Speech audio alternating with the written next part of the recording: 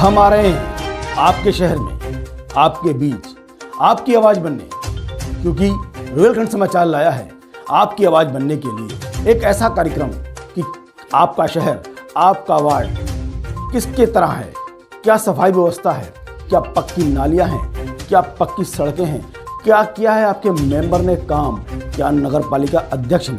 हम दिखाएंगे अपने कैमरे में कैद हर वो तस्वीर जो आप तक पहुंचेगी। जी हाँ, इसीलिए रोहिलखंड समाचार लाया है कार्यक्रम आपका शहर, आपका वार्ड। इस बार किसके सिर सजेगा ताज। इस मंच पर मौजूद आपकी मौजूदा चेयरमैन केतकी गंगवार साहिबा, प्रमोद भाई, अमरीश साहब, फैसल साहब और एक बहुत लंबी नामों की फहरिस्त है। अगर मैं वो नाम लेने लगा लेकिन उन नामों में कुछ ऐसे नाम भी शुमार हैं या कुछ ऐसे नाम भी शुमार होने चाहिए थे जो शायद आज इस प्रोग्राम में नहीं है।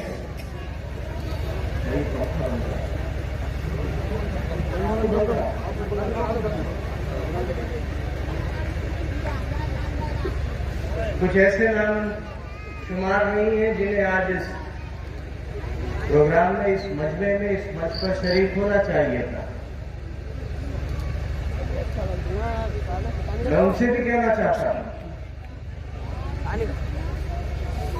कि मेरी नाराजगी किसी के साथ भी हो सकती है, आपकी नाराजगी किसी शख्स से भी हो सकती है, लेकिन आपकी नाराजगी किसी मकसद को कमजोर करने के लिए नहीं होनी चाहिए, क्योंकि आपकी नाराजगी अगर किसी मकसद को कमजोर करेगी, आपकी ताकत को कम करेगी, तो उससे आपसे ज्यादा आपके मकसद को नुकसान होगा। और मौजूदा हालात में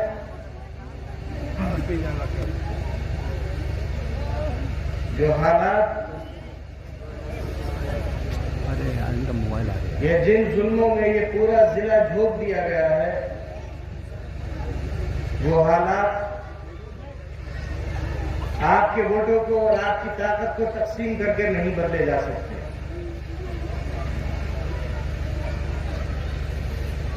वो हालात तभी बदल सकते हैं जब आप अपनी ताकत का एहसास करें, अपनी वोट की ताकत का एहसास करें और आपके मुकाबले जो लोग खड़े हैं उनकी साजिशों को पहचान सके।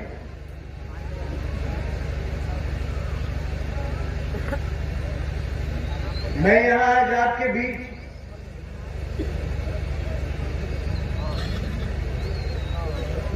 अपनी तकलीफों का, अपने साथ हुई नाइंसाफियों का, अपने लोगों के साथ हुई नाइंसाफियों की उजरत मांगने नहीं आया हूं। नीचे कर लो, थोड़ा इधर होगा, तुम नीचे कर लो ना थोड़ा।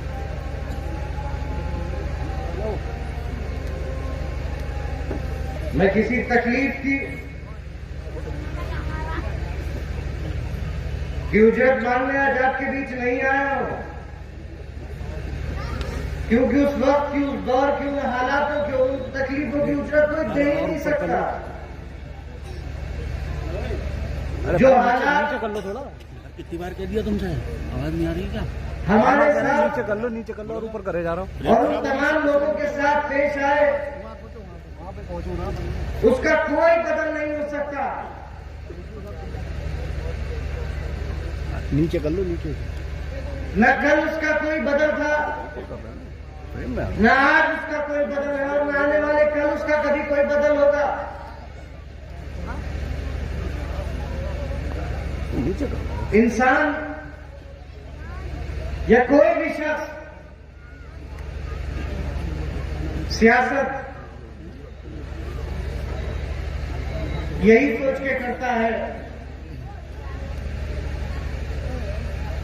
कि इसके पीछे उसका कोई मकसद है। अक्सर लोगों के दो मकसद होते हैं, एक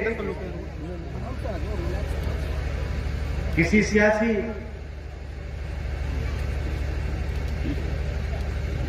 ओहदे पर पहुंचना और दूसरा जिन लोगों के साथ वो खड़ा है,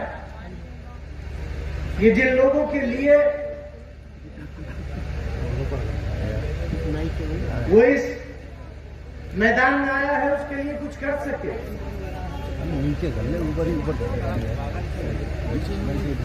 आज से 40 साल पहले एक इंसान ने आपके बीच से एक आप ही जैसा एक आप ही के जैसे घर से निकलने वाले एक शख्स ने सोचा कि वो रामपुर, वो जिला जो चाकू से, छुरियों से, कत्लो गारतगरी के नाम से जाना जाता है, उस रामपुर की पहचान बदलूंगा। वो रामपुर जो नवाबों की नवाबियत से, अंग्रेजों की गुलामी से जाना जाता था, वो रामपुर अपनी तरक्कियात से जाना जाएगा। उसने ख्वाब देखा कि वो रामपुर जो कभी लोगों की जहालत और एक इंसान से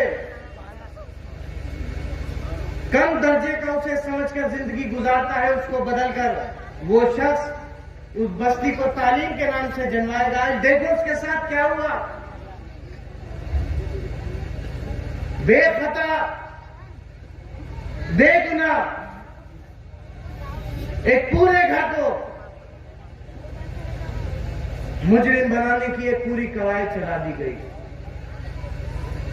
जिस पूरे खानदान पर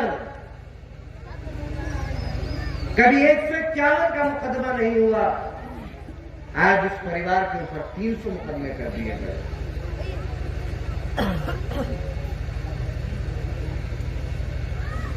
भले ही कोई कहे न कहे,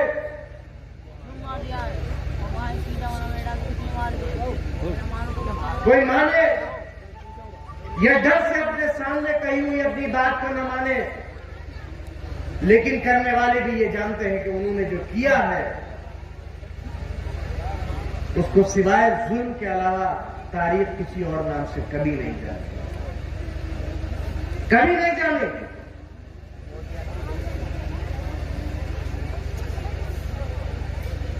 खड़ा हूं आपके सामने मिसाल, मैं खड़ा हूं आपके सामने। मैं फिर कहता हूं, मैं अपने साथ हुए किसी जुल्म की उजरत मांगने नहीं आया, लेकिन एक बात आप हमेशा मानोगे कि हमारे साथ लाख जुल्म हुए हो, हमारे साथ लाख तकलीफें आई हो, हमने बहुत कुछ बर्दाश्त किया, हमने बहुत नुकसानात उठाए। मैंने अपनी आंखों के सामने उस जेल की 8 बाय 8 की कोठरी में अपनी मां को टूटे हुए कंधे के साथ देखा। मैंने उन जेल की दीवारों में निकलते हुए मैंने वो दौर देखा जब मैं अपने मालिक के सामने अपने वालिद की जिंदगी की भीख मांग रहा था। लेकिन उस दौर में भी कभी इस दिल में आपके साथ गद्दारी करने का या आपके भरोसे का सौदा करने का इरादा तो छोड़िए,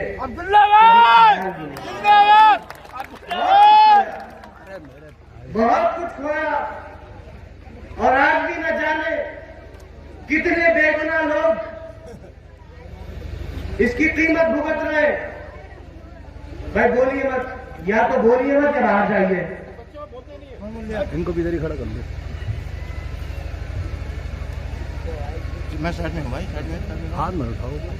ये इरादा नहीं आया,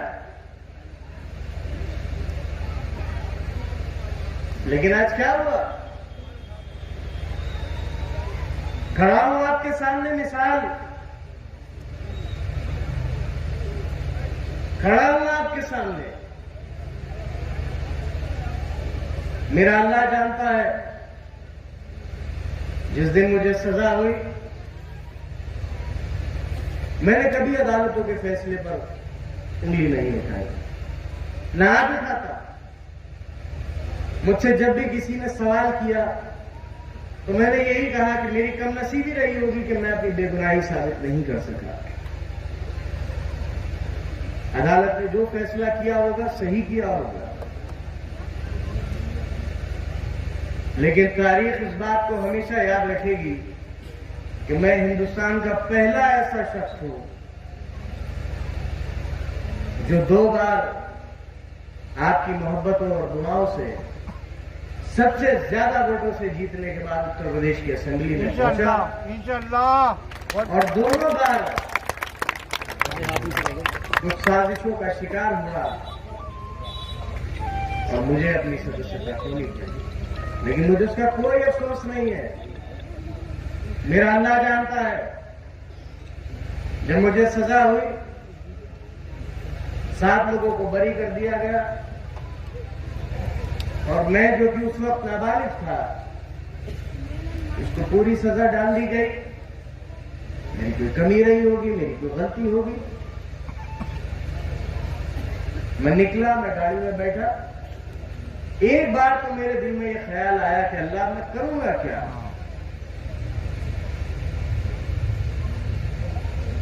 और शायद 10 या 15 सेकंड गुजरे होंगे और दिल में ये ख्याल आया कि अल्लाह ये इज्जत दी हुई तेरी थी, ये ओहदा दिया हुआ तेरा था, तेरी मर्जी थी तो मुझे मिला था, आज तेरी मर्जी नहीं है तो चला गया, और इंशाअल्लाह कल फिर तेरी मर्जी होगी तो फिर मेरे पास आ जाएगा। मुझे न कल इसका कोई गम था और न आज इसका। लेकिन मुझे इस बात का फख्र है, और मैं सच कहता हूं, और गुरूर है इस बात का, फख्र के साथ गुरूर है। भले ही MP MLA कोई भी हो जाए, हर 5 साल में MP MLA आते हैं और चले जाते हैं, लेकिन जिन मोहब्बतों से और जिस भरोसे से आज तक आप लोगों ने नवाजा है, वो भरोसा किसी MP MLA को हासिल नहीं। इंशाअल्लाह, अल्लाह का इंशाअल्लाह। क्या MP MLA? मैं पैदा हुआ हूं तब से MP MLA देख रहा हूं। मेरे अल्लाह ने मुझे बहुत छोटी उम्र से ये सब कुछ दिखाया, और ये सब आपका दिया है। ये उस मालिक का करम है और आपकी मोहब्बतों का और भरोसे का नतीजा है। बहुत MP MLA देखे, मैंने अपने बाप के कलम से, अपने वालिद के कलम से निकलते हुए MP MLA देखे। मेरे लिए MLA होगा सिर्फ इतना था कि मैं अपने लोगों की आवाज इस प्रदेश की सबसे बड़ी असेंबली में उठा सकूं। इसके अलावा कोई एक शख्स उठकर, एक शख्स जिस विधानसभा से मैं जीत कर आया, अगर एक शख्स ये इल्जाम लगा दे कि अब्दुल्ला ने 1 रुपए का कमीशन या किसी होती है ना गल्ले की दुकानें, विधायक जी मान लेते हैं पैसे, कहीं से बांध लिए हो या किसी थाने से 1 रुपया ले लिया हो, तो कह के आया था उस दिन कि कोई एक नन्ही पाई का इल्जाम लगा दे, जाओ वादा करता हूं अपनी शक्ल लेके कभी उस बस्ती की तरफ से नहीं गुजरूंगा। कुछ नहीं। जब आप किसी मकसद के लिए लड़ते हैं तो हर साजिश होती है आपके साथ, और उस साजिश का मुकाबला भी करना पड़ता है। हम कर रहे हैं उसका मुकाबला।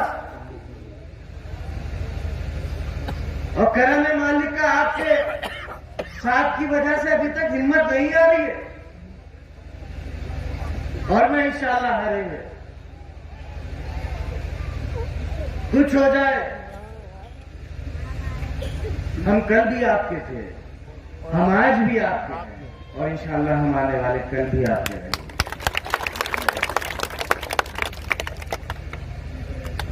ये सब वक्त की बात है। कल कुछ और था, आज कुछ और है, और इंशाल्लाह कल कुछ और होगा, जरूर होगा। अरे हम तो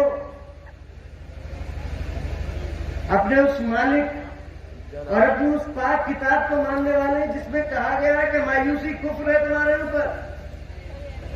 क्यों मायूस होते?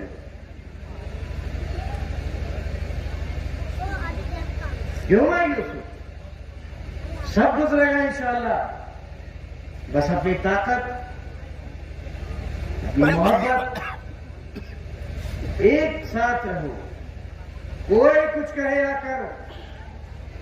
मैंने हमेशा इस बात को कहा कि सांसद, विधायक, चेयरमैन बहुत आएंगे और बहुत चले जाएंगे, लेकिन मोहल्ले में रहने वाला वहीं पैदा हुआ है, वहीं मरेगा।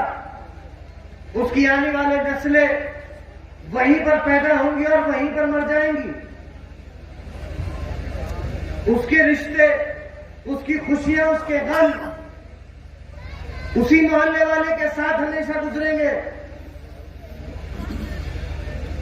इसलिए आपस में लड़कर झगड़कर, मजहब के नाम पर, बिरादरी के नाम पर किसी सियासी जमात के लिए अपने रिश्ते खराब मत करें। अच्छा बताओ, मैं आज ऐलानिया कहता हूं, यहां बहुत से मेरे साथी खड़े हैं जिसमें से कुछ मुसलमान हैं, कुछ हिंदू हैं, कुछ सिख हैं, कुछ ईसाई हैं। क्या ऐसा मुमकिन है कि मेरे घर में खुशी हो और ये शरीक ना हो? क्या ऐसा मुमकिन है कि इनके घर में गमी हो और मैं शरीक ना हो? यही तो खूबसूरती थी इस हिंदुस्तान की, और यही खूबसूरती है आज भी। लेकिन कुछ लोग अपने सियासी मफादात के लिए तुम्हें लड़ाना चाहते, तुम्हें डराना चाहते, तुम्हारी पहचान देखकर, तुम्हारा हुलिया देखकर वो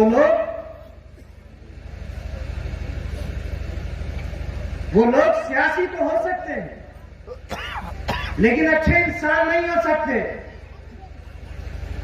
जो लोग तुम्हारे साथ तुम्हारी पहचान देकर जुल्म कर रहे हैं, वो किसी अच्छे मजहब को मानने वाले नहीं हो सकते, क्योंकि कभी कोई मजहब दूसरे से नफरत करने की इजाजत नहीं देता। वो हमेशा एक दूसरे से मोहब्बत करने का पैगाम देता है।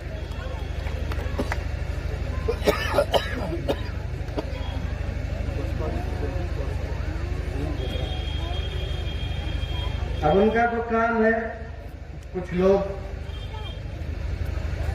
हमारे रामपुर से भी एक संविदा के विधायक बन गए पुलिस के डंडे से। 3-4 साल की संविदा पर आए हैं लोग, और सबसे बढ़िया बात है उन्होंने, मतलब आदमी अगर अपनी बातचीत में ईमानदार रहे तो जीतने के अगले दिन उन्होंने खुद कह दिया कि मैं कैसे जीता हूं ये मुझे भी मालूम है, क्योंकि उससे 1 साल पहले वो जेल में लेटे हुए एक शख्स से करीबन 60,000 वोटों से हारे थे। वो आपके बसपा प्रत्याशी जो है उनके आते हैं। क्यों आते हैं? राजनेता है भाई, ये तो वही बेहतर बता सकते हैं, लेकिन हमारे लिए कम से कम एक बात की कहने की है कि हम जिसके होते हैं उसके होते हैं, और जिसके नहीं होते हैं तो फिर उसके नहीं होते। अगर आपके हैं तो आपके हैं, और उसके लिए हर कीमत अदा करी है, और मालिक ना करे आगे अदा करनी पड़ेगी तो उसके लिए भी तैयार है, क्योंकि आपके हैं तो इंशाल्लाह हमेशा आप ही के रहेंगे, और जब तक रहेंगे आप ही के रहेंगे। इसी दरखास्त के साथ, क्योंकि वक्त की कमी है, मुझे बिलासपुर जाना है। मैं आपसे बस एक अपनी आखिरी इल्तिजा करूंगा कि खेती जी बहुत इनसे आपकी नाराजगी हो सकती है, बिल्कुल उससे नाराजी नहीं है, 100% लोग किसी से भी कुछ नहीं है, मुझसे भी हो सकती है, लेकिन ये वक्त नाराजगी से अलग होने का नहीं है। चांस है ये बस। ये वक्त अपनी ताकत को इकट्ठा करके, ये चांस है, चांस है अपनी ये। ताकत को इकट्ठा करके अरे कैमरे में हाथ अपनी नुमाइंदगी मजबूत करने का है। इसलिए अगर आपकी कोई नाराजगी इनसे है तो मैं आजम खां साहब का पैगाम लेकर आपके पास आया हूं कि हमारी प्रत्याशी महोदया जो है, इनसे इस वक्त की नाराजगी को दूर करके और अब भी लाइन पे ना तो अब भी लाइन पे ना तो भाई साहब चुप हो जाओ एक मिनट यार। आप बोलो, मैं चुप हो जाता हूँ। आप ही बोलो, मैं खड़ा हूँ।